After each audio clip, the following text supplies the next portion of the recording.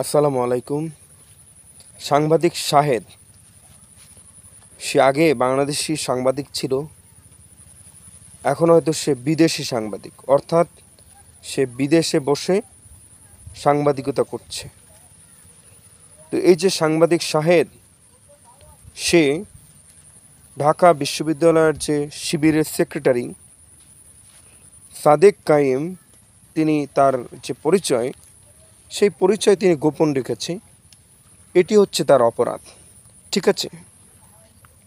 এখন কেউ যদি পরিচয় গোপন রেখে যদি কারো জীবন যদি বাঁচায়, এটা তো কখনো অপরাধ হতে পারে না। অপরাধ হতে পারে? আপনি যদি আপনার পরিচয় লুকিয়ে আপনি যদি জীবন বাঁচান, তাহলে সেটা কিভাবে অপরাধ হবে? হ্যাঁ, এরপর যে এই দেশের যে সাবেক যে অনেক নেতাকর্মী আছে, তাদের পরিচয় তারা গোপন করে তারা রাজনীতি করছে না? হ্যাঁ, তাহলে সেটা কিসের অপরাধ?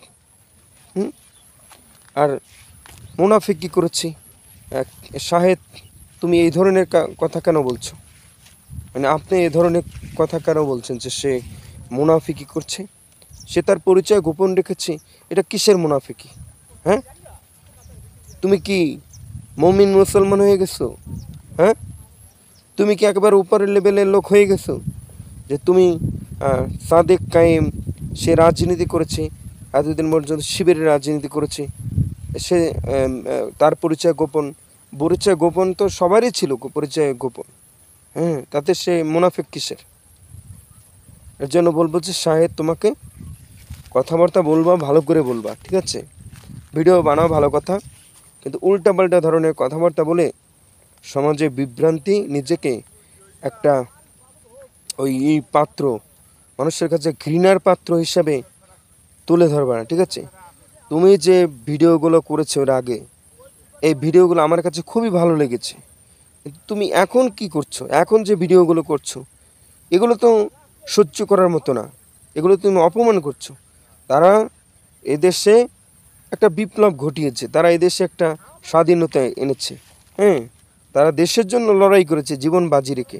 তারা শিবির হোক, তারা ওই ছাত্রদল হোক, তারা ওই ছাত্র সমাজ হোক, তারা ওই বামপন্থী হোক, ডানপন্থী হোক, যেই হোক, সবাই এখানে এসেছে। এখন যার যার পরিচয় সে তুলে ধরছে, ঠিক আছে? সবাইকে এখানে ডাকা হয়েছিল যে এই আন্দোলনে সকল দল মত নির্বিশেষে সবাই উপস্থিত হতে পারবে, এতে কোনো ধরনের সমস্যা নেই।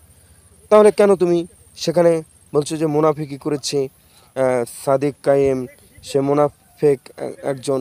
এ ধরনের কথা কেন বলবো তুমি? হ্যাঁ, তো সবাই ভালো থাকবেন। অবশ্যই অন্যায় করেছো শাহেদ, তুমি সাংবাদিক শাহেদ, অবশ্যই ক্ষমা চাও, সবার কাছে ক্ষমা চাও। ক্ষমা চাইলে তোমার জনপ্রিয়তা বাড়বে, ঠিক আছে?